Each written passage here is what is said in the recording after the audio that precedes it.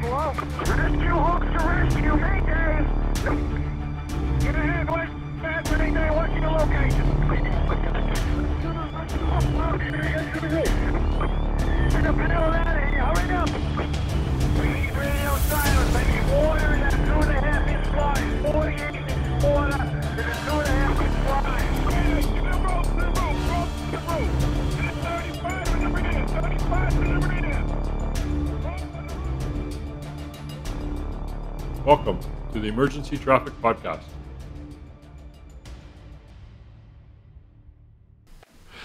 Hello, my name is Paul Prevost and I'm the host of the Emergency Traffic Podcast, where we review firefighter line of duty death reports to learn and share the lessons from these tragic events, hopefully to prevent them from recurring. This week is episode number 60. We are going to review the NIOSH report from an incident that occurred in 2019 in Worchester, Mass., where a very challenging fire in a multifamily building resulted in the death of a lieutenant. Please join Doug, Denny, and I as we discuss this incident. Here we go. Hello, Doug and Denny. How are you? Wonderful. My name is not Dirk either. All right. This is my cousin Daryl and my other cousin Daryl. Yeah, same as Bob Newhart, but Doug wouldn't remember that. He's too young. Paul's very confused. We all just ran in from other places, and so we're kind of all in a rush, and I guess we'll get our head together by the time we get started on this. So I was listening to another podcast yesterday, and his intro, he says, unscripted and unrehearsed. Well, we do sort of have a script, but it's definitely not rehearsed. Yeah, and some of us don't even look at the script ahead of time. Mm-hmm. Oh well, we want the authentic reaction to everything to be recorded. Exactly. That's what it is. Yeah. Authenticity. That is our goal. I'm good, just like Denny's good. I'm on vacation from work, but I'm working anyways. Extra shifts, which is okay. Anyways, so tragic news out of Houston this week with a firefighter that passed away during operations inside of a auto parts store, I believe, or warehouse, auto parts warehouse. Yeah, I didn't see what kind of warehouse, but a warehouse. I just saw a podcast. What is it called? The press conference when they talked about what happened. They didn't say what happened, just that it happened. But we've talked before about these low frequency, high risk fires, and warehouse fires would definitely be in that category. They don't know the details, of course, but yeah, they had that battery warehouse or battery recycling plant fire as well. But no, I didn't hear of any firefighters injured, but down in the States. But it was a pretty big, spectacular fire in Missouri, I think. Yeah, but there were a couple close calls last week too. A New York firefighter stepped out a window and fell 3 floors, I think it was, and then another guy just a day or two ago fell through a scuttle and fell 6 floors, I think it was, down an air shaft. You know, one of those ones in the middle of the building where you've got windows coming into this shaft. One of those, and he's quite badly hurt. But I think he just got out of hospital, so very lucky to be alive. You know. Yeah, it happens so fast, right? I mean, you lean on.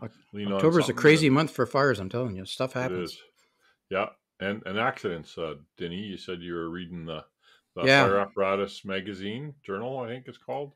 Yep, there's quite a few things. This is the Fire Apparatus Emergency Equipment, the newsletter, this electronic newsletter they put out, and there's just a pile of accidents happening. You know, from people. 2 Alabama firefighters injured in an apparatus rollover, and another one where there's 2 apparatus in Memphis, Tennessee that crashed into each other on responding, and downtown.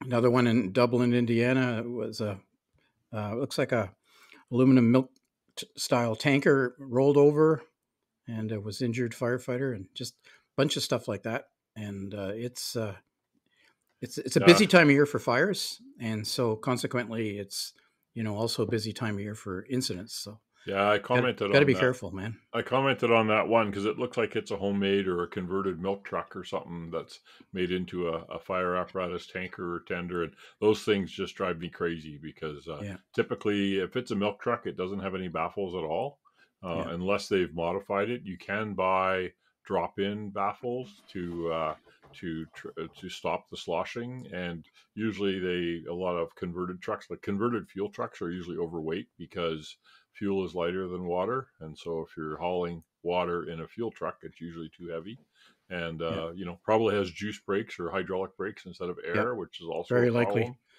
Yep, and then can't handle it. It's marginal. Yes, it handles what it was made for, but they're marginal. Those ones worry me. I was going to say the other incident that really caught my eye, and I'll explain why in a second, was there was an assistant chief in a volunteer fire department in a place called Perrytown, where I don't know right off the top of my head, but I believe it's in Texas. He was severely injured and later died when a coupling on a 5-inch supply hose came loose and whipped around and struck him. So actually, there was a number of firefighters injured, but he was actually killed. This fellow, and the reason why that caught my eye is because um, a 5-inch supply hose, 6-inch supply hose, 4-inch supply hose has locks. You know, when you do up the coupling, there's a pair of levers and they lock in. And to take them apart, you got to put your thumbs in.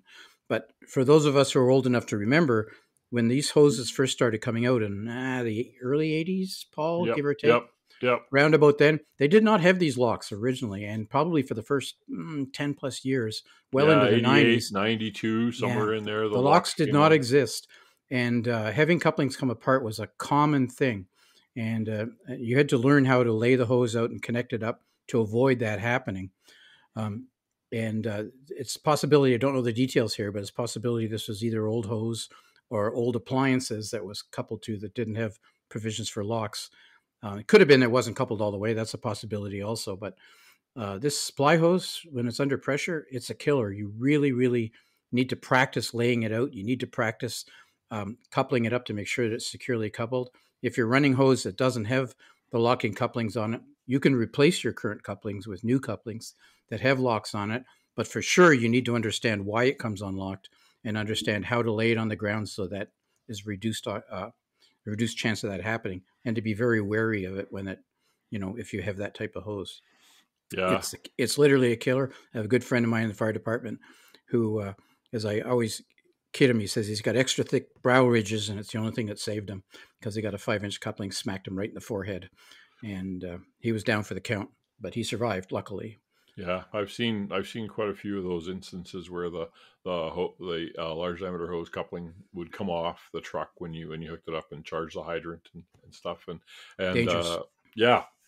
Slowly, we've kind of weeded out a lot of that hose, but there's probably still some in service, and there should be a lock on the appliance as well that it hooks to. So, but sometimes, like you say, the appliance, if it has a suction gasket on it, if it's Storch sexless coupler and it's a suction gasket, they can be hard to couple up. And so if it's not coupled all the way, didn't get the click, and then charge the hose, and if there's a twist in it, off it comes.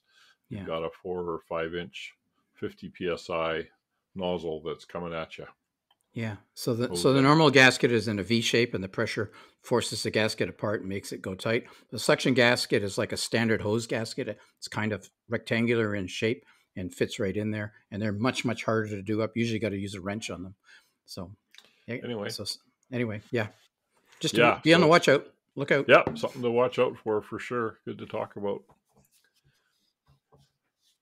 The other current event I saw on the news the other day, there's another big fire in California that's burning through wildland urban interface fire going now is burning neighborhoods down. Yeah, huge fires going on right now in California. That's all I know about it. A lot of houses lost.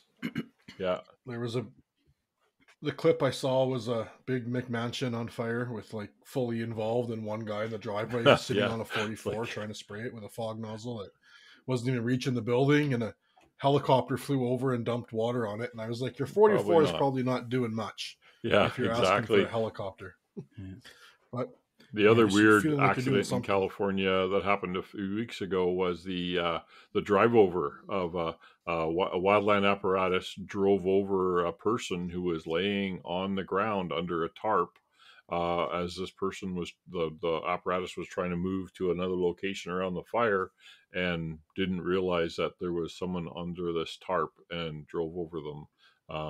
So Killed these them. things, yeah, just a really weird. I can't imagine the poor apparatus operator as well. Just like, oh my gosh, how did that happen? And but yeah, you never know. Yeah. I think actually one of the cities nearby here, there was a city nearby. I think it was Edmonton. A police car drove over a person in a parking lot by mistake, but the person survived. It was a vulnerable population person that was laying in the parking lot, and the police car came in, didn't see them, and drove over them. But miraculously enough, the person stood up and walked away and refused treatment. So But the lesson there is if you're maneuvering in poor visibility, nighttime, parking lots, no lighting, or in heavy smoke, you really need a spotter. Yep, exactly. Yeah. Okay, well, this week's episode, getting down to business, is November 13th, 2019. A 39-year-old career lieutenant died, and 4 other firefighters were injured while fighting a multifamily residential structure fire. This happened in Worcester, Massachusetts, in 2019. The fire department in Worcester there, we've done another podcast on Worcester, the cold storage building that happened in 99, I believe. So this was 20 years later. The fire department provides fire protection, life safety services to an area encompassing 39 square miles and a population of 206,000. The daytime population increases to well over 230,000. Is Worcester like the second city in Massachusetts? Maybe. Like I know Boston's the big one. You're closer, Denny. The next one, yeah. Cambridge, Mass. I mean, it's just there's kind of this continuous metro area all around there. Where it's like you drive from one city to the next, and if there wasn't a sign, you wouldn't know. Yeah, I knew Cambridge is like across the river from Boston, but I thought Worcester was a little farther in state, but I don't know for sure. Yeah, it's a typical city, densely populated, multifamily dwellings, residential occupancies, high-rise office buildings, and a mixture of manufacturing industrial complexes.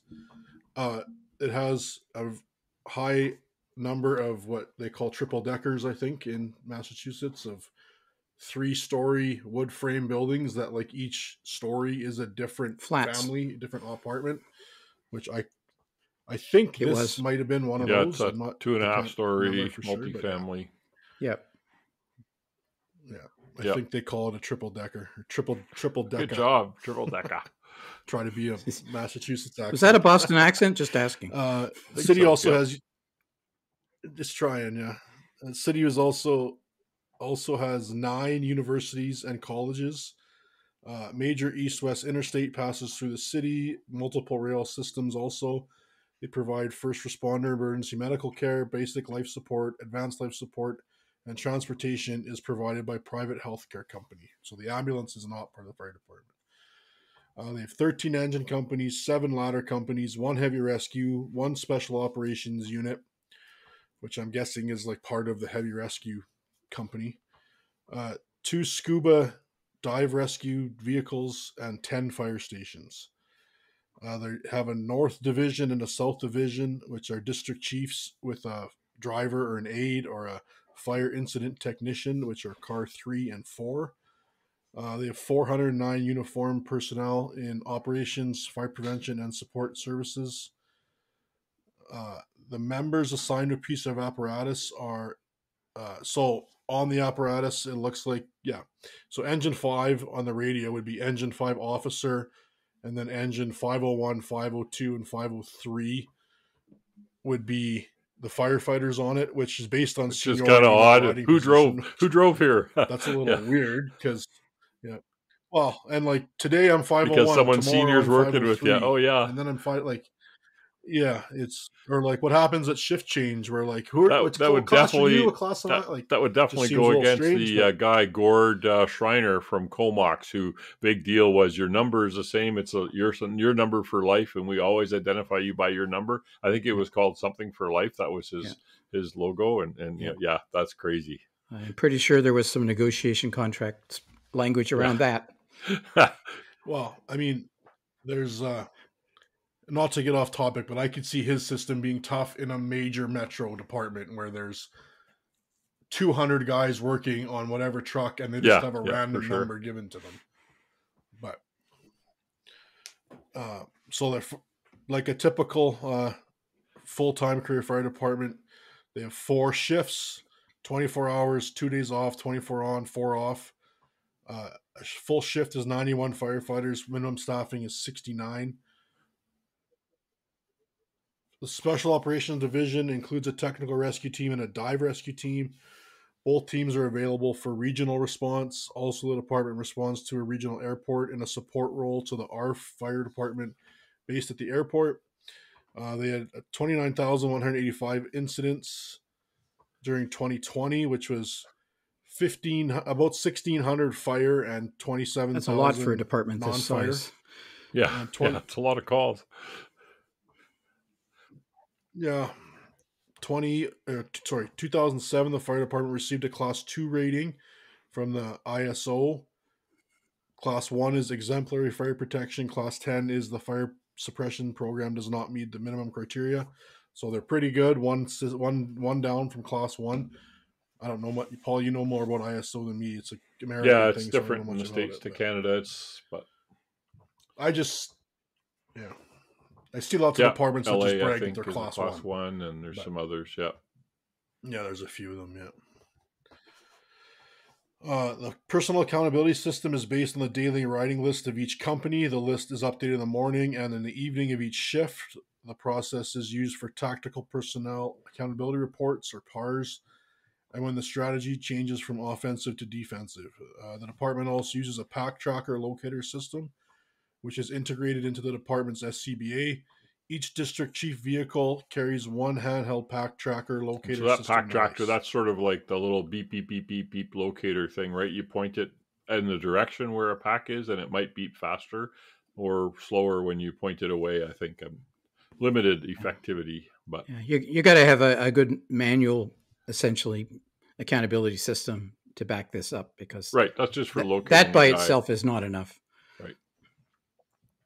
So we're going to talk a little bit about training and experience of the fire department in general, but also of the particular firefighters on this call. So we'll start off with the Commonwealth of Massachusetts has no mandatory minimum requirement to become a firefighter. So there's no minimums. Although pardon me? Like Alberta and most of Canada. Yeah, a lot of places are like that. Walk in off the street. Yeah, it's changing now in a lot of jurisdictions, and there's pushback, of course. Well, I think a lot of career fire departments have. Well, sorry, this is the whole state. Yeah, never. Anyway, although the particular fire department in this case has adopted the Commonwealth of Massachusetts civil service system, which requires a candidate to pass a state civil service written examination and then successfully complete the candidate physical abilities test, abbreviated as CPAT. I'm not sure that anybody out there wouldn't know what CPAT is, but CPAT was developed in 1999, and it's recognized and supported by the International Association of Firefighters, which is the career union in just about every department, and the IAFC, which is the International Association of Fire Chiefs. So it comes out of a task force. It was had been meeting for over a year, I think. So it evaluates on job-driven physical requirements. So it's simulations largely. It's well respected and it's tough. The Commonwealth of Massachusetts Civil Service Commission administers the firefighter written exam and the CPAT. Once the candidates are ranked, so you're ranked through a system, from 1 to 0, basically. Once ranked, the results from both examinations are provided to the city's Human Resources Division, and then the municipality then conducts follow-on, where they do a background check. So they do drug screening, and then there's a required medical examination. The medical examination is structured around the requirements of the NFPA 1582. 1582 is a standard on comprehensive occupational medical programs for fire departments. So it's a recognized standard. The HR department also does some psychological examination, which is becoming probably more important. And then they do a city residency requirements check. So this is one place where you got to live in the jurisdiction, I guess. So preference is then given to candidates who pass all of that, who are veterans, city residents, and family members of any police officer or firefighter killed in the line of duty in the Commonwealth of Massachusetts. So if you're a resident, a veteran, and or a family member of another member who was killed, then you get preference. So potential candidates must have a valid driver's license, a high school diploma, or a GED, which is a general education diploma certificate. So basically, at least high school. Selected candidates then attend a 16-week recruit training class at the department's training center. And this happens regardless of whether they have previous firefighting experience. So they want to wipe the slate clean, make sure you understand how they operate. The recruit class curriculum is equivalent to the Firefighter 1 and Firefighter 2, which is NFPA 1001, Standard on Firefighter Professional Qualifications. When the candidates, who will be a probationary at this time, once successful completion of the recruit school, the recruit firefighter becomes a probationary firefighter for the next 36 weeks. So I think all told, that adds up probably to a year. During this time, the probationary firefighter will receive a task book to complete, and he must complete a weekly journal, in which they must document their training and their emergency responses. They then rotate to an engine company, a ladder company, and heavy rescue companies, so they rotate through those. They're evaluated 1 week prior to completion of probation. They must successfully complete a physical training standard, so they do a CPAT evaluation again. They must successfully complete Firefighter 1 and Firefighter 2 cognitive skills and live fire examinations.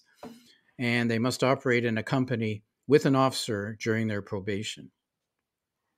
I'm not sure how they would operate in a company without an officer, but that's interesting. Yeah. And then recruits must pass their pro board certification requirements prior to receiving a permanent assignment. So not only must they have the 1001 and 10 level 1, level 2 skills, they then must apply for their pro board certification. It's interesting they do pro board after. That's interesting. Yeah, that is interesting. Maybe they just feel that their candidates, they get a better view of their candidate, is what that's all about. Because a lot of these people who take courses leading to pro board, they virtually do no firefighting. Mm-hmm. So I'm not sure, how good it is. And maybe it's maybe they don't want to give it to them at the beginning and then have them leave in their first year. Yeah, or something. It could be a capture mechanism. I will say one thing though, is giving them a task book in which they must do their weekly journal on document training and emergency responses is a really, really good idea. That is a really good idea. Yeah. That's why I leave these training things in the podcast, because I think it gives people a broad view of what other agencies do for training and certification. Yeah. And that task book is a great idea. That's a military way, right? The task book. Yeah. I've done that in the past as a last chance option for firefighters who are, having problems, let's say, and their next choice was out the door. The only thing I have an issue with is they only do an evaluation, a formal evaluation, 1 week before the completion of probation. The issue now is that if you don't do regular evaluations during the probationary period, you're not going to be able to fire them, right? Because you haven't done. You'll get caught up in the fairness aspect of that.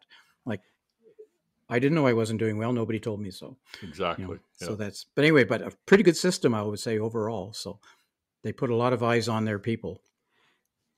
So firefighters, once they're past their probationary, they must required to train at least 1 hour per work shift and must complete 8 training drills covering 8 different topics per month.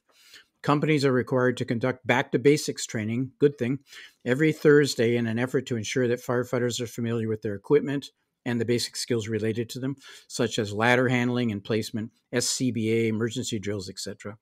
The company officer then submits the training record forms through their district chief, so the district chief is appraised, to the chief of training.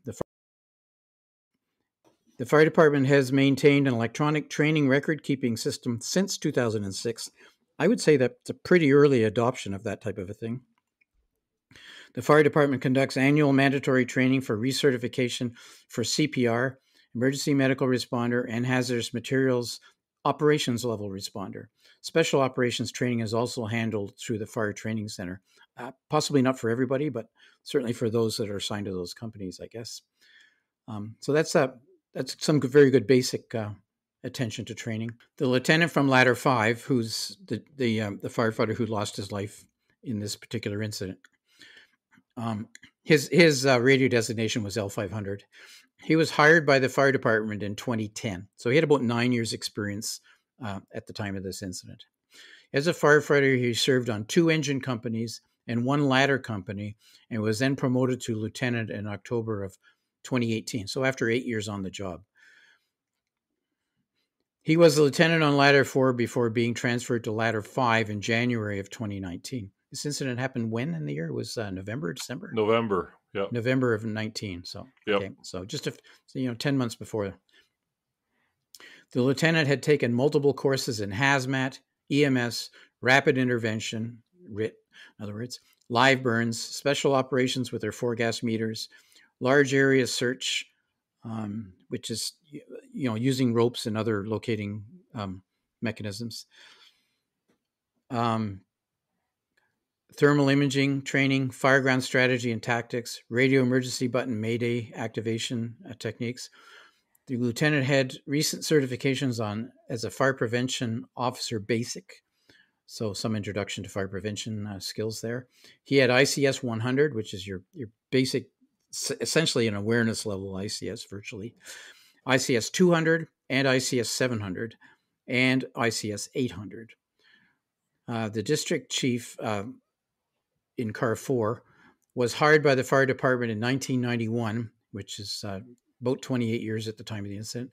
As a firefighter, he served on 4 engine companies. He was then promoted to lieutenant in 1998. He was promoted to a captain in December of 2009. And he was a captain on Engine 16, and then later promoted to district chief in December 2014, so 5 years before the incident, where he was assigned to the training division. In December of 15, he was assigned to Car 4.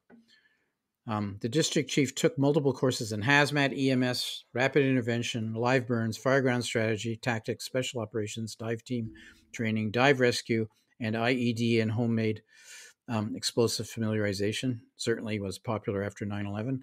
The district chief completed training in responding to hybrid electric vehicle incidents and had recent certifications in ICS 100, 200, 700, 800, and 300. So some good basic skills there.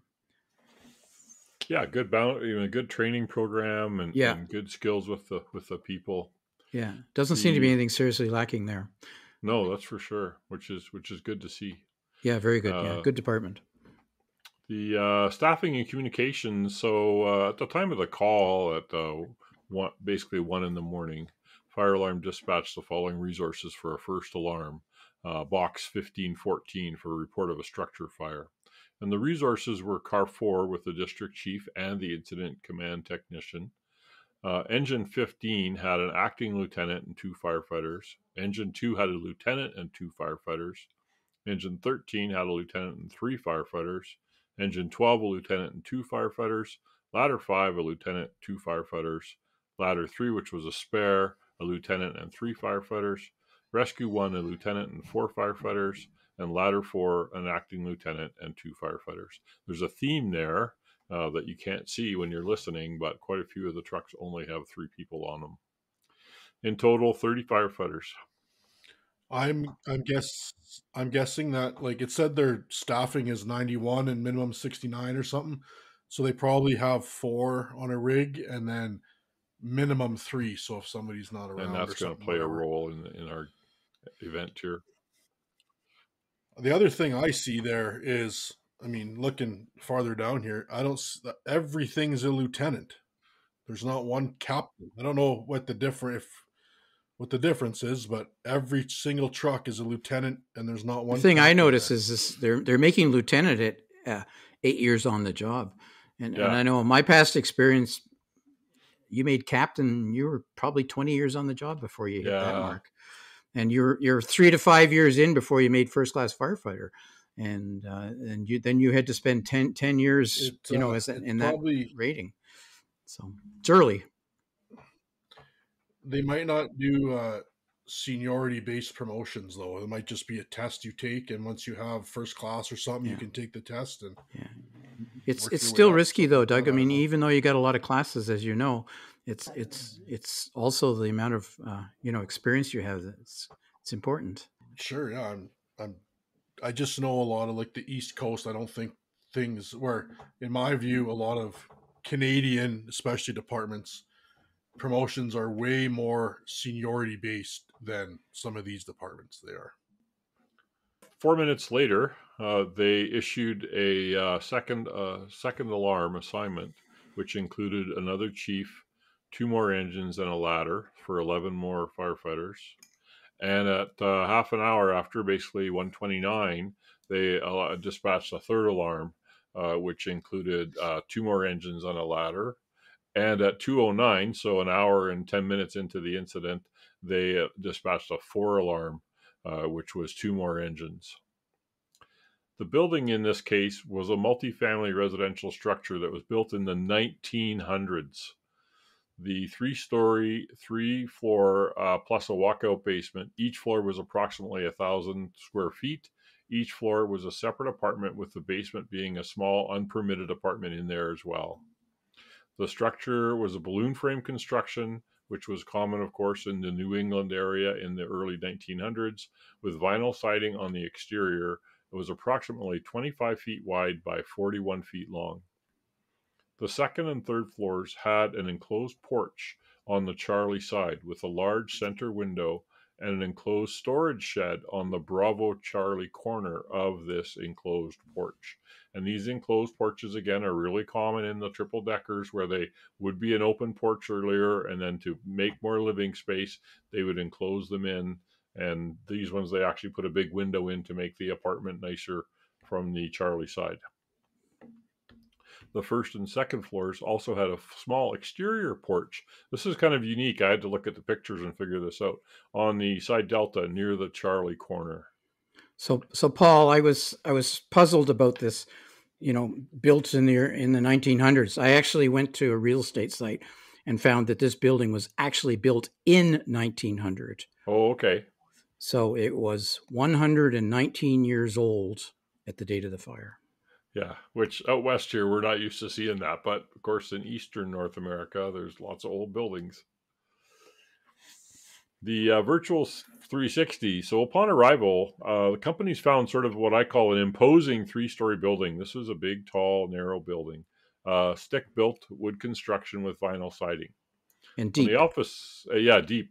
On the Alpha side, there was one entry door on the Alpha side at the Bravo corner, with a small peaked roof over the doorway with 2 wood posts supporting it. So just a little shelter, if you will, from the rain when you're opening the door. It is like this entrance likely accessed all 3 floors from the front. So in the front Bravo corner, there was basically a stairway in behind that door. Beside the entry door, there was a pair of tall windows evenly spaced on the remaining wall space. There were 3 more windows on the Alpha side second floor and 2 more on the third floor below that peaked roof gable end in that 2.5-story area. On the Bravo side, there was a couple more windows towards the Charlie end on the first floor, behind the stairway basically, because it's in that front Bravo corner. The second floor also featured a couple of windows. The third floor had 4 windows. All of these were on the rear half of the Bravo side, assuming the front stairway took that area. There was also a dormer on the Bravo side about middle in the roof line. On the Charlie side, it featured a basement wall, partially vinyl sided, part concrete. So it was a little bit below grade, and so that basement wall, there was exposed concrete and partly sided. There was an egress door about middle of the basement level, and this door had a small flat roof or awning with a couple of wood posts supporting it. There were 3 large windows centered on the Charlie wall, one for each floor, actually in that porch area, that enclosed porch area. There was a grade separation cement wall between the Charlie side grade and the Bravo side grade, about 4 feet high. So if you went to the front to the back, you had to jump down this wall or up. On the Delta side, at the Charlie corner, there were exterior balconies or porches on floor 1 and 2. These balconies, the first floor was so close to grade, so it actually had ground access to that balcony. These extended about 12 feet towards the alpha end, towards the front on the side. To the left of these, there were several windows evenly spaced on the first and second floor, and a pair of smaller windows on the third floor under that center roof dormer that was identical to the other side. So if you can envision this tall 3-story building, vinyl sided, with a bunch of windows and limited access, basically a couple of doors, 4 doors to the ground, and the one only went into the basement. The PPE that the firefighters at the time of the incident were wearing: the lieutenant was wearing his station uniform, turnout coat and pants, gloves, hood, helmet, boots, and a CBA. The lieutenant carried a portable radio and a flashlight that was assigned by the fire department. The lieutenant's turnout gear and equipment were not considered to be a contributing factor in the incident. The weather at the time of the call, at the 054 hours, fair approximately 17 Fahrenheit, dew point was 0, relative humidity 47%. The winds were 17 miles per hour, gusting to 26, so wind is maybe a factor. The barometric pressure was 29 inches, and there's no precipitation in the past 24 hours. So the wind, they said, was coming out of the west-northwest, right, which is basically blowing on the Alpha Bravo corner. Yeah. So right near the front door as you come in. Exactly. So it's going to have an impact with ventilation. So that door is open. The wind is blowing right in that door. It's going to force ventilation. So for the listeners, I've broken this call up into Denis has a floor and Doug has a floor, just to try to reduce the confusion, because there's a lot of interaction between the various levels. And then I'll do command and the narrative and the roof. So at 100 hours, as I mentioned, fire alarm dispatch, car 4, engine 15, engine 2, engine 13, engine 12, ladder 5, ladder 3, and rescue 1. And ladder 4, which is going to be a rapid intervention team, so they're assigned at the call out. To a fire with a report of people on the second floor and a baby on the third floor. The safety officer, one of the 4 captains on duty, also responded. At approximately 1:02, engine 15 arrived on scene and reported a Type 5 structure with heavy fire showing on the second floor, side Bravo. At 1:03, car 4 arrived, so a moment later, and assumed command. Engine 2 also arrived at this time and was assigned to stretching a supply line from a hydrant to engine 15, who had arrived on scene first. Command reported smoke showing from the roof and the third floor Bravo side and struck a second alarm for box 1514. Engine 5, engine 6, ladder 1, car 3 were dispatched at 1:04. Engine 15 did a quick transitional attack on the fire venting on the Delta side from the second floor. So they hit it from the yard, if you will, to try to knock it down a bit before they went in. Command ordered engine 13 to hit the fire that was venting from the exterior on the side Bravo of the second floor. Within minutes, engine 15 and ladder 5 were going to the second floor on the Delta side. So they were going up the stairs in the Alpha Bravo corner and then transitioning over to the Delta side. Engine 13 was going to the second floor and onto the Alpha side. And ladder 3 was assigned to the roof. Prior to entering the structure, engine 13 was knocking down the fire on the second floor on the Bravo side near the Charlie side corner. So towards the back of the building on the Bravo side. Command ordered engine 13 to get water on the fire on side Alpha and the fire that had reignited on the Bravo side. Engine 15 was down to less of a half a tank of water. A firefighter from engine 2 charged the hydrant and provided engine 15 with water. Rescue 1 informed command that they were splitting into 2 teams. Rescue 1 was assigned as Team 1 and they went to the second floor. Rescue 1 Team 2 went to the third floor. Rescue 1 Team 2 encountered heavy fire on the third floor hallway on the Alpha side, and Engine 2 brought a hose line to assist Rescue 1 Team 2. The second alarm companies arrived on scene. Engine 5 and Engine 6 were assigned to the third floor on the Alpha side. Ladder 1 was assigned to get a ladder 3, another power saw. Ladder 14 was ordered to assist Engine 2 at the front door on the Alpha side to get a hose line to the third floor. At approximately 1:13, fire alarm informed command that they were 10 minutes into the incident and the power company had been contacted as per SOPs for a working fire, and they were going to be there in 10 minutes. Engine 13, who was on the second floor, requested more water pressure on their hose line as the Bravo side fire still had heavy was still heavy fire showing. Rescue 1's Team 1, which was on the second floor, informed command that there was a huge pile of debris in the doorway to the second floor on the Delta side. Rescue 1 Team 2 was still conducting a primary search on the third floor on the Alpha side. Ladder 3 was trying to ventilate the roof, but their power saw would not run due to the amount of smoke. Ladder 3 started using an axe, while command ordered Ladder 1 to get Ladder 3 another power saw. At approximately 01:19 hours, Engine 13 made it to the origin of the fire, which turned out to be a bedroom on the second floor in the Bravo Charlie corner. Engine 13 temporarily knocked down this fire, but then it continued to reignite, which suggests it wasn't ordinary combustibles. Right. To me, anyways. At 01:20 hours, Ladder 5 informed command that they were out of the building to change air cylinders. So they'd been in the building 15 minutes, almost 20 minutes. Ish, yeah. Command acknowledged that they had left the building and requested to see the Ladder 5 lieutenant out front seeking an update. Command requested a report from Engine 13. Then Rescue 1 Team 2 notified command that they were coming out for new air cylinders. So Team 2 was coming off the third floor. At 01:22, Engine 6 and Ladder 1 entered the Alpha side to go to the third floor. Command advised Engine 2 that he was now Division 3. Ladder 3 reported the roof was vented.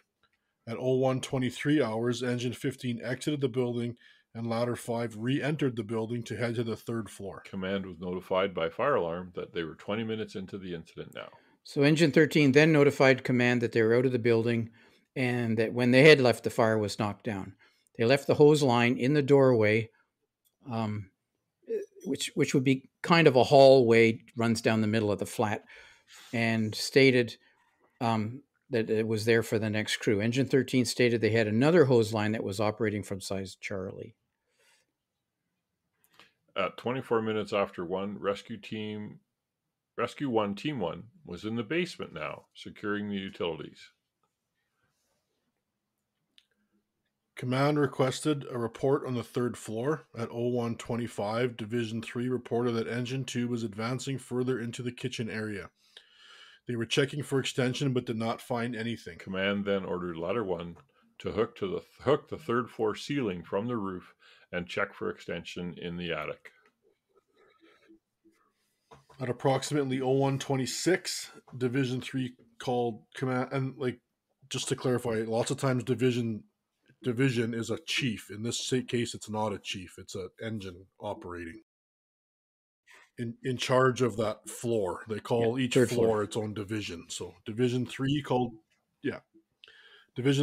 command and advised that Engine 2 was in the kitchen area going into the bedroom on the corner of the Bravo and Charlie corner. So over the top of the second floor origin, right? They noted that there was only room for 2 companies and asked that the stairway be kept clear. At 01:27, Rescue 1 reported the fire in the third floor stairwell on the Delta side. While Ladder 5 and Safety 2 were advancing to floor 3, they were overcome by the fire. The safety officer, who was behind Ladder 5, grabbed Ladder 503, which is a firefighter from Ladder 5, and pulled him through the fire to the second floor landing. Ladder 503 exited the building through the interior stairway, while the safety officer exited the Charlie side porch via a ground ladder. At 01:27, the lieutenant of Ladder 5 called a mayday and stated that Ladder 5 was on Division 3, third floor, with fire all around them, and Ladder 5 did not have power. The chauffeur of Ladder 5 that was with the officer of Ladder 5 and stated that they were near the porch window on the third floor on the side Delta with fire all around them. The chauffeur stated his hands were getting hot through his gloves, and the lieutenant called the mayday. Command acknowledged and sent in Ladder 4, the rapid intervention team, and stated that there was a ladder on the second floor Bravo side. Engine 2 was on the third floor, but was unable to locate where Ladder 5 might be. They thought perhaps Ladder 5 meant second floor. The Ladder 5 lieutenant radioed an immediate need for a hose line. The Ladder 5 chauffeur was with the lieutenant from Ladder 5 on the third floor, The chauffeur said that they had looked for an exit, saw the porch shed, and ran into the cluttered shed for protection from the fire in that enclosed balcony. So Paul, just for clarity, you had said that there was an enclosed porch on the back, the Charlie side, Right. And actually, as part of that porch, there was a dividing wall which created a corner. That's the storage. Bravo Charlie corner. That is the porch shed. Yeah, porch shed. Basically, you're to put your whatever you want on your porch, put away. Yeah. So only one door from the enclosed porch into there, and no windows. Right. Good clarifying point. And I'm reading the notes. I should have said that. 28:47, so 28 minutes, command ordered a third alarm for this location. And at 1:29, engine 7, 4, and ladder 7 were dispatched on the third alarm. At 01:31 hours, the lieutenant from ladder 5 radioed that they needed a hose line. Command instructed ladder 5 to move towards the alpha side or find a window.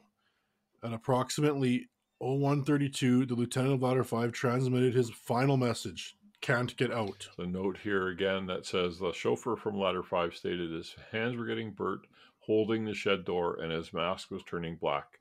They decided to run for the stairs. The chauffeur stated the next thing he knew, the lieutenant grabbed him and threw him out the window, which was approximately 1:33. This was another lieutenant, not his lieutenant. Or maybe it was his lieutenant. I'm not sure. No, I think it was the lieutenant. The ladder 5 lieutenant threw him out the window. The lieutenant took shelter back in the storage shed on the porch on the Bravo Charlie corner. Approximately 5 minutes after the mayday, ladder 1 with the officer of engine 6 was on the floor 3 alpha side, reporting heavy fire above them and operating a hose line. At 1:34, car 400 informed command that a civilian had advised them a firefighter was lying on the ground on the Charlie side. Engine 5 was sent to locate the firefighter onside Charlie and requested EMS, who treated and transported the chauffeur to a local trauma center. He actually fell down and hit that roof over the door. Is what broke his fall, was the roof collapsed under him. Yeah. So I know some of our listeners may be a little confused by some of these descriptions because they don't have the floor plan in front of them, but there was actually a set of stairs off the enclosed porch in the back. Yeah, and it went from the third floor down to the second floor and then down to the first floor exterior porch, the open porch. So when they said they were going to run for the stairs, this is the stairs they were referring to off the enclosed porch. And where the lieutenant threw the firefighter out the window, he did that through the enclosed porch window, which is how this firefighter managed to land on the Charlie side. And then the lieutenant went back into the porch shed, where if he'd gone the other way, he might have made it to the stairs at the back. So it was obviously very hot, very smoky. Third floor sounds like it was fully involved, or the porch. Yeah, the porch part anyway. The fire origin on the second floor was just below that area, and so had spread to the third floor, probably taken over that whole corner. So anyway, ladder 4 then placed a ground ladder on the Delta side, going to the second floor porch. Ladder 4 took the stairs to the third floor before returning into heavy fire. Before running into heavy fire. Engine 6 was on the third floor with engine 2 on their way out. Ladder 4 reported to command that ladder 4 was in the stairwell trying to make it up to the third floor, but it was fully involved in heavy fire. Ladder 4 needed a backup hose line. Command then sent engine 7 to the second floor through the alpha side stairs to operate a line that was already in place. Also remember, please, that the wind was coming from the alpha side, pushing towards the Charlie side. So not only had the fire burned up through the floor, the wind was pushing it into that corner also. At approximately 01:35, again, about half an hour, 35 minutes into the fire, ladder 4 reported that the first hose line from engine 15 had burned through and burst right inside the door to the second floor at the Delta side stairway. So it's in the Charlie Delta corner, actually. Engine 6 and ladder 1 were on the third floor knocking down heavy fire in the front room on the Alpha side. At 1:37, command called an emergency PAR, but it was never completed due to the strain on communications from the heavy traffic trying to locate the missing lieutenant. Ladder 4 reported to command that they were on the Delta Charlie stairway going to the 3rd floor. They had fire behind them and needed an additional hose line.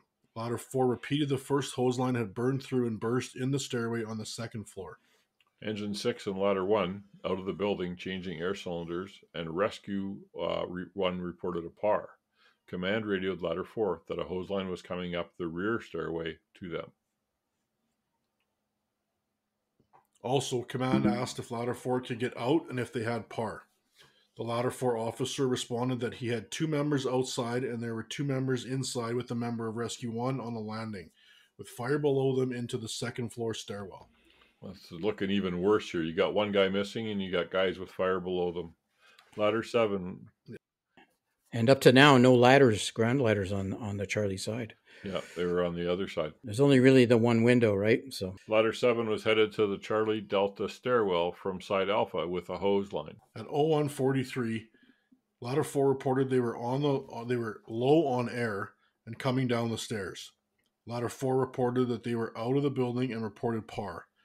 Engine 4 was on the 2nd floor Delta Charlie stairs and advised that they couldn't advance to the 3rd floor. Command ordered Engine 4 to keep trying. At 1:44, 44 minutes in, command that they were 40 minutes into the incident. at approximately 01:47, Engine 13 was being assisted by Ladder 7, and they were on the Alpha side stairs, the main stairs you go in the front door, between the 2nd and 3rd floors, and were trying to get up to the 3rd floor. Engine 12 and Engine 4 were on the 2nd floor side, on the Charlie side, and Engine 7 was on the 2nd floor near the Bravo side. Near the Bravo Charlie corner, fighting fire and opening walls. In other words, below the 3rd floor where the lieutenant was trapped. In that porch, yep. Maybe even the storage room. Yeah. So all crews reported having PAR. Engine 13 reported knocking down the fire on the 2nd floor and requesting hooks to open the ceiling. See, by now, the fire had migrated to the 3rd floor is what happened. Yep.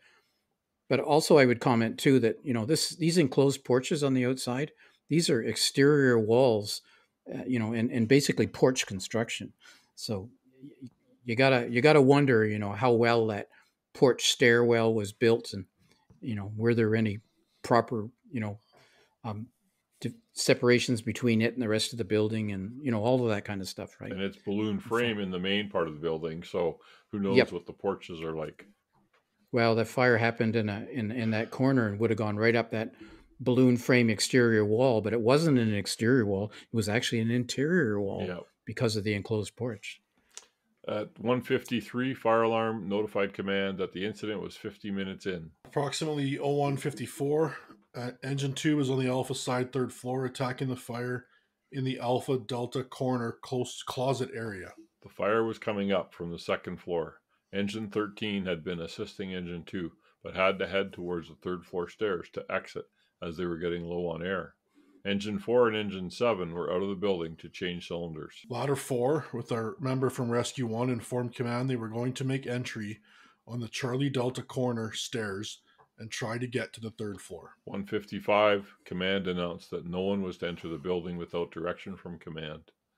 Engine 13 exited the building and command replaced them with Engine 6.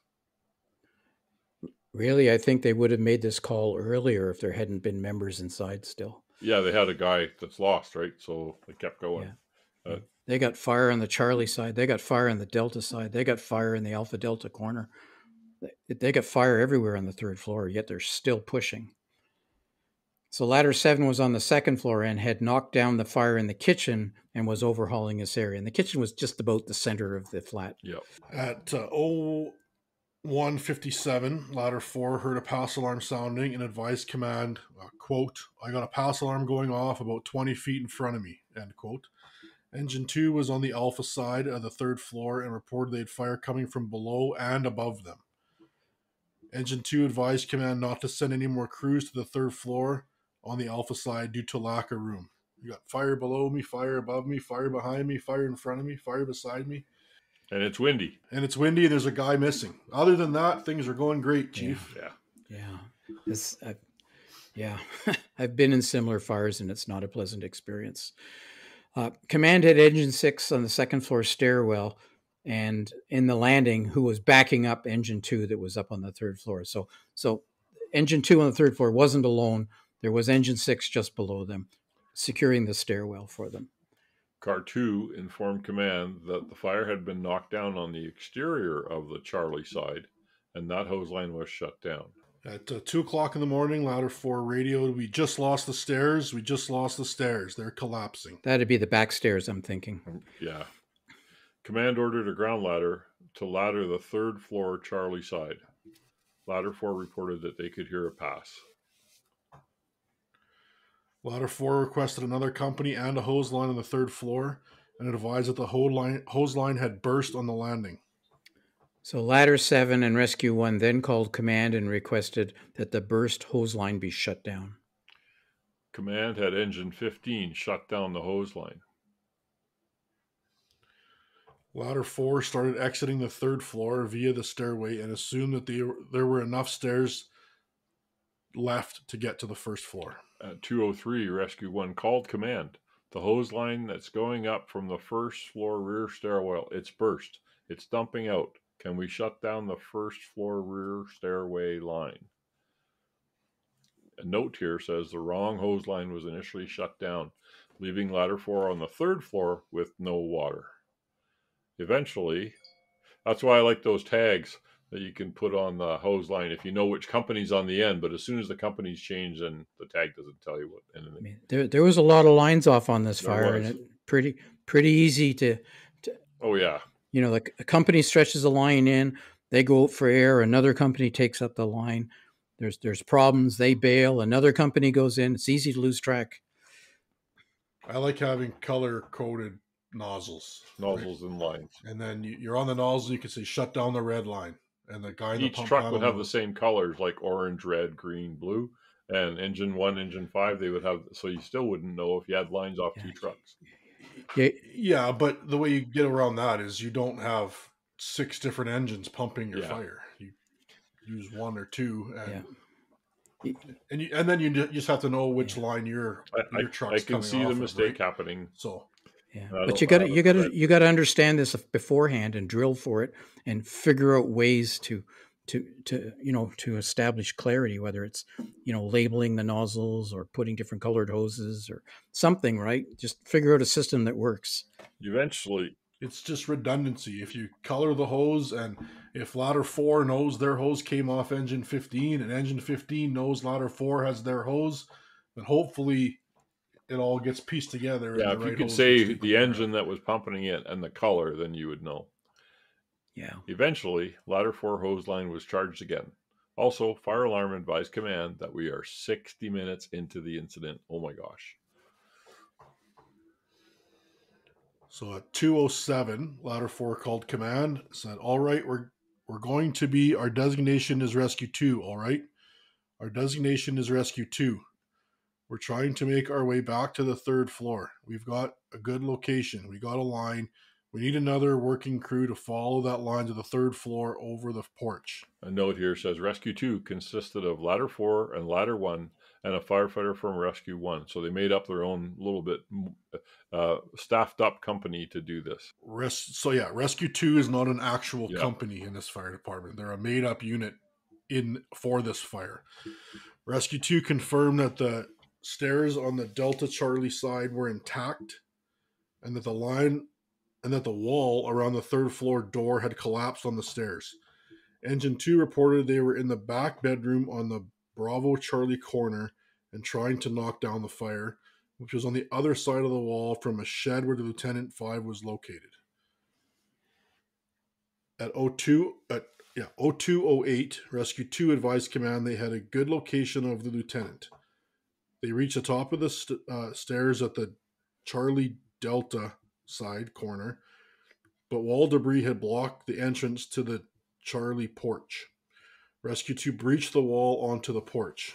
At 2:08, command struck a fourth alarm for box 1514. Engine 6 had relieved engine 2 on the third floor near the Bravo Charlie corner and requested hooks be brought up to pull the ceiling. Engine 2 exited the building with a member of ladder 3. Engine 5 made entry and headed to the third floor with hooks to assist engine 6. At 02:10, Rescue 2 crawled across the porch, avoiding holes on the floor that were covered by a ground ladder. Rescue 2 had made it to the porch shed door and they could hear the lieutenant's pass alarm. At 02:11, Rescue 2 breached the porch shed door. The lieutenant was stuck behind the shed door. Rescue 2 navigated holes in the porch floor with the lieutenant. Most of Rescue 2 was low on air, so they requested the stairwell be cleared. Rescue 2 handed off the lieutenant to ladder 1. Crews brought the lieutenant out the side Charlie Delta rear door, where an EMS crew was waiting at 2:15. The lieutenant was transferred to a stretcher and transported to a local trauma center where he was pronounced deceased. Yeah, hell of a push to get him out of there. Just imagine the accountability work, trying to keep track of who's where, doing what. Yeah. So you really got to have a good game plan for this kind of stuff. The thing that I wonder, though, is like they did all this work to get to that porch, the exterior porch from inside the building. I mean, maybe we'll get to it in the recommendations or whatever, but I don't know why there wasn't the thought of maybe doing an exterior breach to that porch from the outside and bringing the lieutenant out. Or cutting down the porch window to make a door, right? Which is a technique, if you've learned, can be effective. Like, I guess it'd be hard to cut into it without really knowing where, like on the other side of the wall, where his body is, because you don't want to cut his body, obviously. Right. But like you keep trying to battle your way there through the inside, and you're not making much progress. And the fire was getting worse. It might be time to start thinking of something else. It's tough. I was going to say, it must have been pretty challenging, because really the distance from the Charlie Delta stairs to the Charlie Bravo porch shed where the lieutenant was found, it's not a big distance. It may be 30 feet. And so, all of this work to make it 30 feet. So obviously the conditions were horrible. Not even. The house was only 25 feet wide. So 25 40 feet long. Yeah. 20 feet they were trying to go. But and then the floor eventually burned away. Yeah. Just to help amplify just how hard a job this was. So recommendation number 1, incident commanders should define a strategy and an incident action plan based on the scene size up and the risk assessment. Incident commanders should continually reevaluate the strategy and adjust the IAP and the continuous size up, risk assessment, risk management, and the completion of tactical objectives. The discussion here was that standard conditions are identified in the incident's critical factors. Fire officers' command should identify the incident's critical factors, which was missing people at first, and obviously a working fire before taking action. At any incident, life safety is, of course, the first priority, followed by incident stabilization as the second priority, and property conservation as the third priority. That's standard incident command. The task of ensuring the safety of firefighters is a continuous process throughout the incident. A sound risk management plan ensures that risks are evaluated and matched with appropriate actions and conditions. The following risk management principles should be used during fireground operations.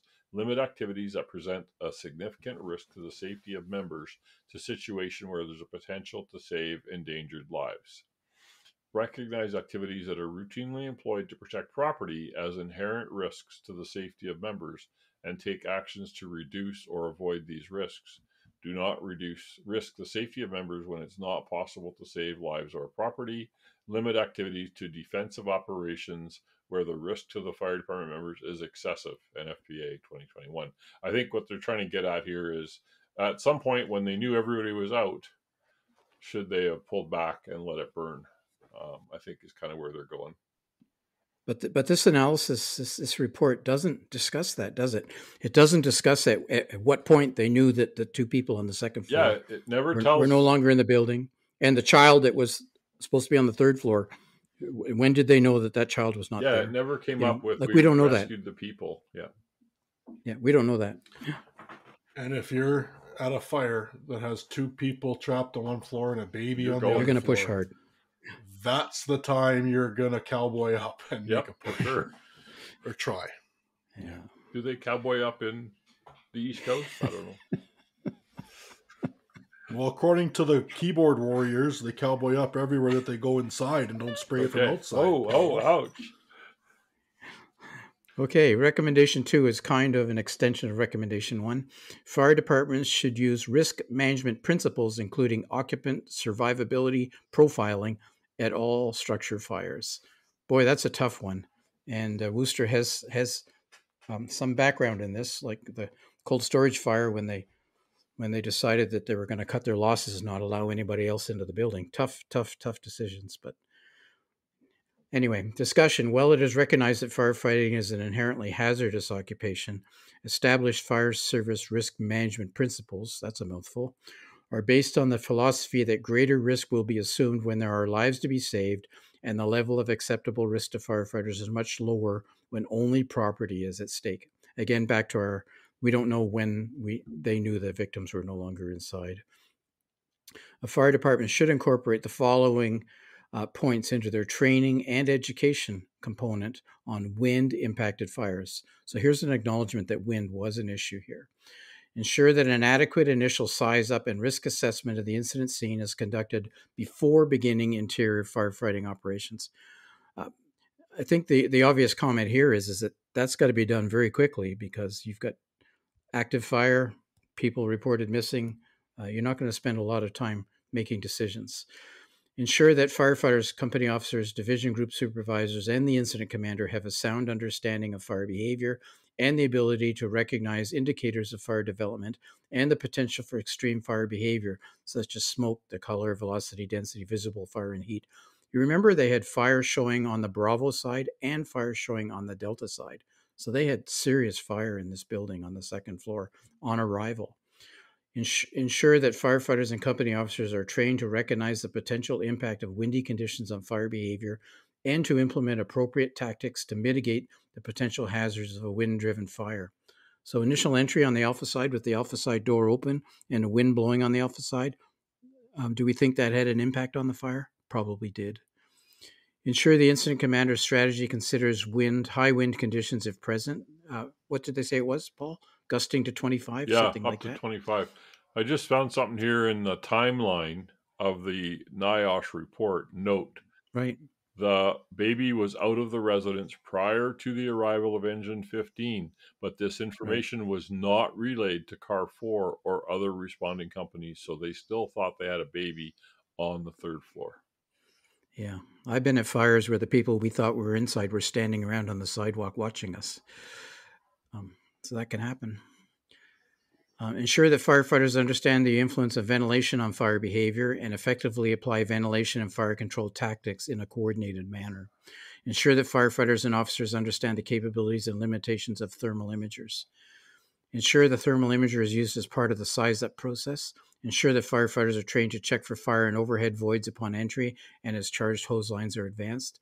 Develop, implement, and enforce a comprehensive Mayday standard operating procedure. Train and educate firefighters to ensure they understand the process and know how to initiate a Mayday. Ensure firefighters are trained in fireground survival procedures. Ensure all firefighters on the fireground are equipped with radios capable of communicating with the incident commander and dispatch center. And in this incident, the wind, building construction, roof ventilation completed 22 minutes in the incident, all compounded to create an untenable environment. So they actually attacked from the Alpha side and from the Charlie side. So it appears that they went up both stairwells. So once they opened both of those stairwells, then the wind would have just gone right through the building because those stairwells line up virtually in the exact wind direction. And looking at the floor plan, which I'll attach in the socials, the stairwell was partly spiral at the Charlie side on the back one. On the one corner. Yep. And the storage room was actually in the middle of that porch on the first floor, I think. And then the second floor, it changed to where that big window was. So the floor plans are not the same on every floor. So it's really confusing. Yeah. So the old adage of check the ground floor to see what's going on the second floor would not have necessarily applied very well in this case.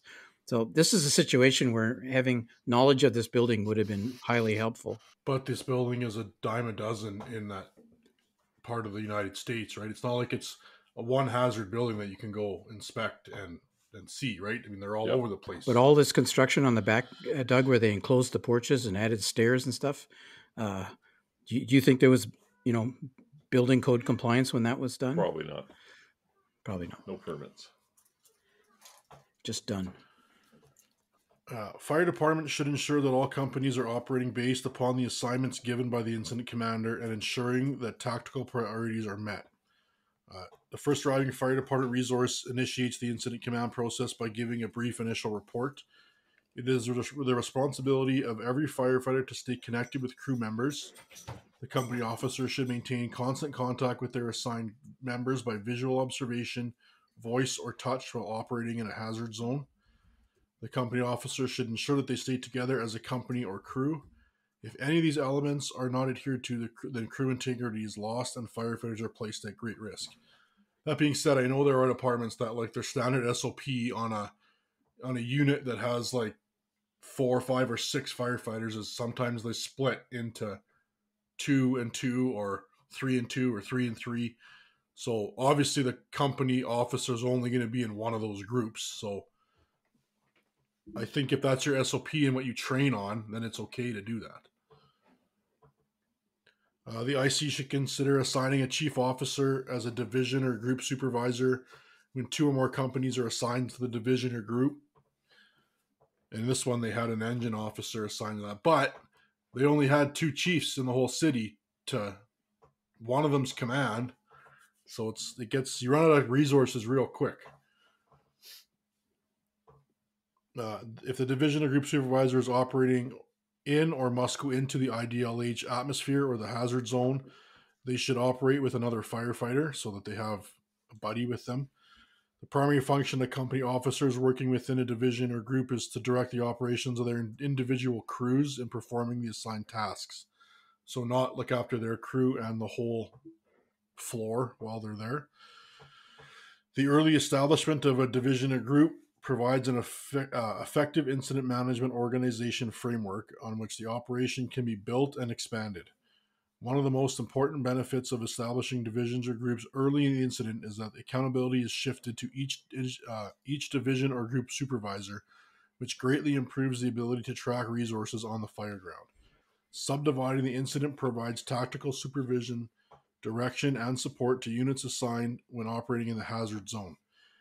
The safety of firefighting personnel is the major reason for establishing divisions or groups. Each division or group supervisor needs to maintain communication with assigned companies to control both their position and function. The division group supervisor needs to constantly monitor all hazardous situations and risks to members to make sure all companies are operating in a safe and effective manner. I would also add that they need to make sure that, they have the right tools and resources in place, like ground ladders, hose lines, that kind of a thing. And in this case, they didn't appear to have a ground ladder in place to the 3rd floor until after the Mayday. Which is odd for the Northeast. I mean, usually the Northeast is pretty ground ladder heavy.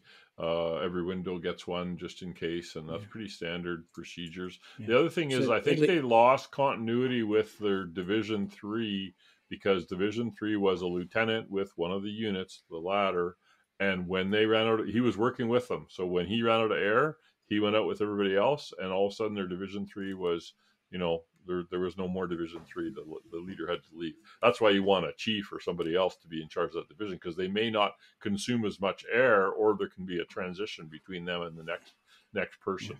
Which did they do formal sectoring? I didn't read that. Just Division 3. That was the only thing they sectored off in the report. Yeah, and that's a lieutenant. Yeah, to a lieutenant, and that's the standard ICS is you got to sector it off, or else you get overwhelmed, and before you know it, you are chasing your tail. Yeah, and I think part of the ground ladder thing goes back to staffing. Lots of the ladders only had an officer and 2. Yep. And if you're going in, then who's staying? Like I think a lot of times, like in Boston, we all see the pictures of Boston's ladder work. That's the driver doing that. Well, but they got 4 on a truck, right? So if they only have 3, the driver might be going in with their company. Makes plays a massive difference. I think you're correct on that. That- But there were 2 ladder companies on scene, I believe. There was 4, but they got involved On the initial alarm. I don't. Eventually, there was 2 on the first alarm. Plus a And rescue. I think a third one coming is ripped. Something like that. But if your department only has 2 or 3 guys, then you need to send more trucks to get the right amount of people. It plays directly into the studies that NIOSH or whoever did on how many firefighters you need to do a single family dwelling, and if you run 3 in a crew, it's not going to get done as fast, and someone's going to get hurt. And this isn't a single family. This is a huge structure that's built to burn. Yeah. It's going to happen. This is 3 single-family dwellings, all one on top of the other, and 2 of them are on fire. Well, in fact, there was a 4th dwelling in this building, an illegal one in the basement. Yeah, exactly. It doesn't even mention that one in the whole thing. Yeah. So NIST did studies on single-family detached. I think it was 1,200 square foot. Yeah. Basically a bungalow, and they also did them on was it a mid-rise or high-rise? I forget. Anyways, high-rise. Yeah, and they're doing. But they have not done any. They've not done anything on this type of structure. They're starting. They posted it this week. They built a 3-story walk-up, and they've got a crew. They had a picture of all their board members. The people that go and sit on the boards to analyze the information, and they were doing a walkthrough before they did the burning, because they're doing that same testing right now. Yeah. But knowing the age of this building, I mean, I've seen pictures of this building. It did not look like it was a 120-year-old building. No, you couldn't tell. But knowing the neighborhood and the ones all around it are the same age, you would understand that it is balloon construction. And so a fire on the 2nd floor is going to get into the walls, and it's going to be in the attic, because practically as fast as you can say it's heading to the attic. And that's what happened here. So on the 3rd floor, you had fire above you, fire below you, fire beside you. Doug, what was the other one? Fire on the other side. So this type of building was built to burn, and 100-year-old wood, you can just imagine. Recommendation number 6. Fire departments should ensure critical incident benchmarks are communicated to the incident commander throughout the incident. The discussion here is, company officers should communicate with command when benchmarks are met or not met. It's an essential element of the incident action plan, because the process allows command to consider and account for changing fireground conditions.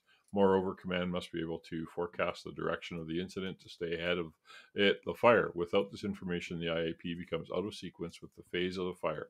Fire departments should consider incident management system training and certification program for company officers, chief officers, that prepares members for dynamic events that they will encounter. It's just exactly what we're saying. And this was a very complex incident that got ahead of them. Yeah, sure did. Recommendation 7, fire departments should ensure that once command is established at an incident commanders maintain control of situation status, resource status, fireground communications, and ensures the completion of the tactical objectives. So this kind of implies that there might have been some struggles in that area. We already talked about there didn't appear to be any sector commanders, so that caused overloading on the communication side, and possibly a lot losing track of what was happening. So fireground SOPs, SOGs define the strategic goals and tactical objectives for the coordinated deployment of department resources for specific incidents and occupancies. SOPs, OGs are based on factors, but not limited to, but also include department staffing, which we think was an issue here, deployment capabilities, training competencies, things like throwing ladders and so forth, apparatus, tools, and equipment, community risk assessment, knowing your district, in other words. That's the one on this building. Yeah, and building information, including height, area, construction, class, type of occupancy, and potential life hazards. The goal of effective fireground procedures is to increase the safety of the firefighters, eliminate confusion, reduce confusion, I would say, and prevent the loss of life. Fire and Rescue Departments of Northern Virginia is a reference here in a NIOSH report from 2015. This will ensure a strong command structure is developed and essential strategic, tactical, and task level functions are performed by the incident commander, division group supervisors, company officers, and firefighters. So like we'd said earlier, there's a lot of these types of buildings in the Northeast. So it's a good idea to really understand them well and to practice on how badly this can go. Yeah, for sure. And the whole, building inspections and all that kind of stuff all played a factor here, and wind-driven fire played a factor here. Basically, Yeah. anybody that's going to be on the chimney side, which would be Charlie, is going to be impacted in this, and because of the balloon frame, then the attic and the third floor. There's been a number of studies done on the effects of wind-driven fires. I think New York did a major study on high-rises with wind-driven fires, and they've developed techniques like with tarping and other stuff they've tried, right, to try to control that. In this case, controlling the alpha side door might have had an impact. Might have helped, yep. Recommendation 8, fire departments should incorporate principles of command safety into incident management system during the initial assumption of command. This ensures strategic level safety responsibilities are incorporated into the command functions throughout the incident. And this investigator didn't really tie many of the investigations say, in this incident, this is what happened. They didn't really put that link. So I was struggling here to pick out the items and the recommendations that were pertinent. So it's kind of missing. So, he just, discussion purpose of command safety, of course, is to provide incident commander with the necessary guidance on how to use, follow, and incorporate safety. The only thing I wanted to identify here, command safety is incorporated into the incident command, 8 functions of command, which is, of course, deployment, confirming, assuming command, situation evaluation, strategy and incident action planning, communication, organization, review, evaluate, and revise. And that's the part that maybe got missed here, is at some point, and I don't know, I'd have to look at the timeline carefully to know, was there a point where they knew everybody was out, the thing was going downhill, and we could have pulled the crews? And I didn't really catch it in the narrative, so I'm not sure that was there at some point where they could have just pulled out. This incident here, he did put it in this one. The incident commanders experienced several command safety issues. The fire department is addressing these issues as part of its recovery process. This process includes improving fireground communications, establishing a stationary command post, improving personnel accountability, implementing the use of tactical worksheet that complements personnel accountability and crew integrity, and establishing a continuous scene size up and risk assessment process. So we didn't have the stationary command post. It sounds like they might not have had a tactical worksheet, which this call would have been really hard to use a tactical worksheet on, but you could have done it, especially if you had an able technician. So these are all things, and they're working on making it better, which is why we do these podcasts, is how do we make these things better? Next recommendation is fire departments should ensure adequate staffing for deployment to urban incidents involving high hazard occupancies and a concentrated population. Fire department should ensure adequate staffing and a deployment strategy to ensure adequate resources are on scene to conduct fire suppression operations for likely hazards in their jurisdiction. The deployment strategy should allow for mutual aid for large fires and maintain adequate coverage for smaller incidents in cooperation with their neighboring departments. Many cities struggle with staffing and deployment challenges. However, NFPA and best practices have suggested a minimum of 18 firefighters, which is 3 engines, 1 ladder, a battalion chief with the incident command technician, for a single-family residential structure fire. This deployment model example may or may not meet some fire departments' needs. Rapid intervention teams and rehab may also need to be taken into consideration in the deployment model. NFPA 1710 states that both engine and truck companies shall be staffed with a minimum of 4 on-duty personnel. The standard also states that these companies shall be staffed with a minimum of 5 or 6 on-duty personnel in jurisdictions with tactical hazards, high hazard occupancies, high incident frequencies, geographical restrictions, or other pertinent factors identified by the authority having jurisdiction. Staffing studies have concluded that 4-person crews were more effective than 3-person crews once a water supply from an external source is established. Tasks that may be accomplished by a 4-person crew include 2-person interior search and rescue with no handheld backup line, 2-person interior structural firefighting with no rescue component and no handheld backup line, limited roof level ventilation operations, laddering operations, salvage operations. 4-person crews, depending on circumstances, may also be capable of completing the following: using a 2.5 or 65 mil hose line, the establishment of water supply from a static source, the establishment of a second point of entry and approach to the fire location in the structure, Preparing for search and rescue for persons in need of rescue. At this incident, engine and ladder companies operate with an officer and 2 firefighters. The staffing levels are consistent throughout the city, based upon the workload of the fire department, which is call volume, working fires, and deployment criteria. This staffing allows for tasks to be completed based upon the capabilities of the company. I think they didn't want to slam them too hard for limited staffing. But if you are going to have, below your optimum staffing levels, that means you got to start combining companies on scene. You can't run around as a 2-person company and think that you are the end all and the be all. If you got to put 2 companies together to get you 4 people, then that's what you should be doing. It should be part of how you operate. To me, the good thing about why they have reduced staffing on their companies is they have a lot of companies compared to a similar size city that we would have in Canada. Small footprint. It's twice the size. It's twice the size of Red Deer, and it has almost 3 times the company Red Deer has. So they do have a lot of companies that they can for response time. Yeah, send response time and coverage. Yep. Yeah.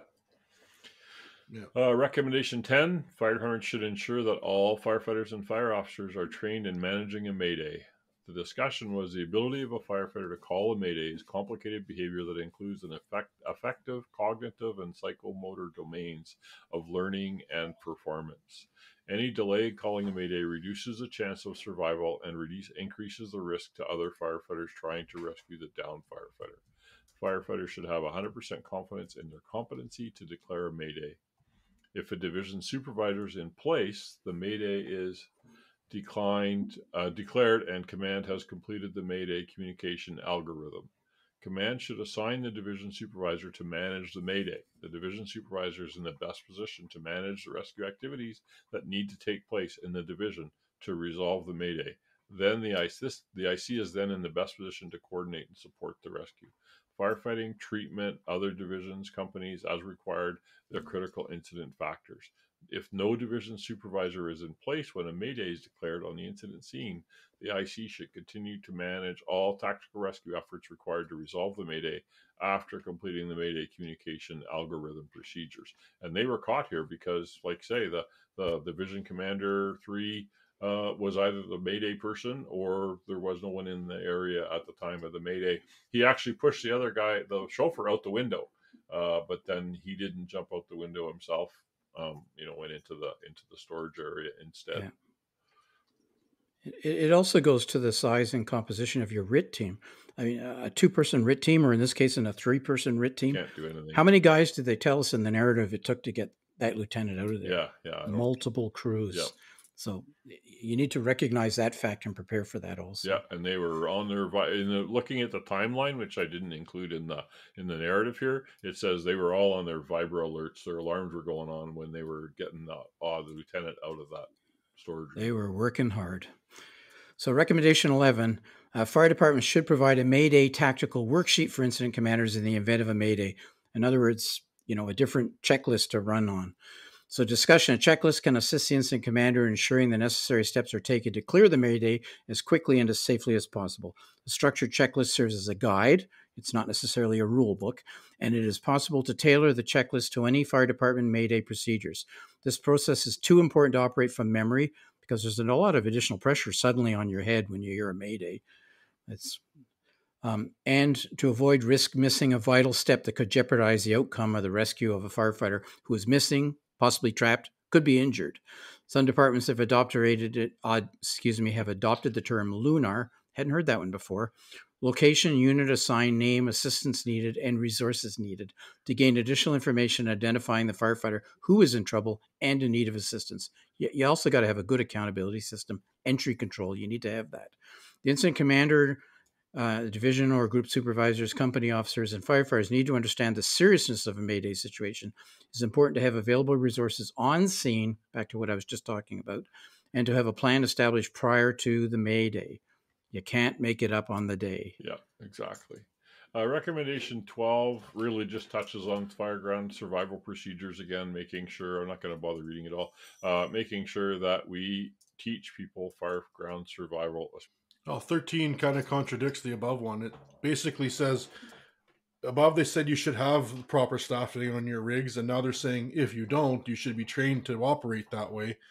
And most of the fire departments face or struggle budget shortages with impact in their staffing capabilities, training needs, equipment keep up, policy compliance, or whatever, which ultimately affects the safety of their firefighters. They should ensure company officers are trained to operate in the hazard zone with a 2 or 3 person staffing to function on the task level.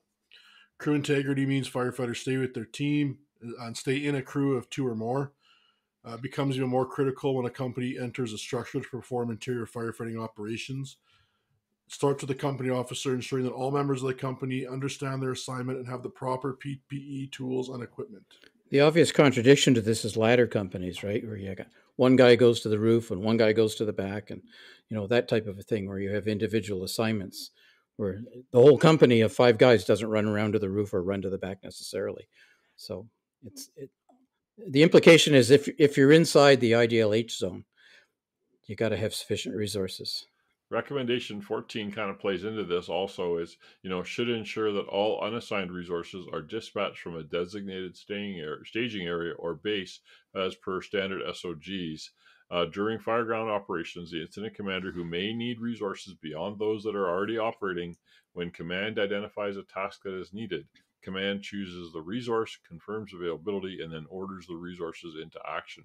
Managing incident operations in this fashion is how the incident management system coordinates and incorporates with the efforts of multiple units into a single cohesive operation. So, and it's a problem on these fires, and they were there for an hour. Guys are not standing in the staging area. They're not waiting in that pool. This one references Blue Card, which again, Blue Card has this on-deck model where they staff 3 deep for every role. So they have a role on the second floor, they have another guy that are ready to go to the second floor, and they have another guy sitting outside that's waiting to be used wherever they're needed to be in that 3 deep model. And I imagine that this incident, it sounds like there was issues with getting resources when they were needed because there's so many resources and you couldn't see them. And also the team that found the lieutenant was a made-up team, right? Yep. And they named themselves Rescue 2. So by going through that procedure, it sounded very much to me that made-up teams did not have a process for how they were named. Generally, they would be called Team 1, Team 2, that type of a thing. So that needs to be part of your process of managing your resources. States and municipalities should consider adopting enforcing regulations for interventions to reduce or eliminate the spread of fire in renovated multifamily structures, including sprinkler systems. And of course, the big problem here, and the reason I added this here, the Commonwealth of Massachusetts requires the installation of a sprinkler system in renovated 3-family occupancies. It is unclear when this occupancy was last renovated from a 3 to a 4-family occupancy, and whether this renovation occurred after the code was enacted.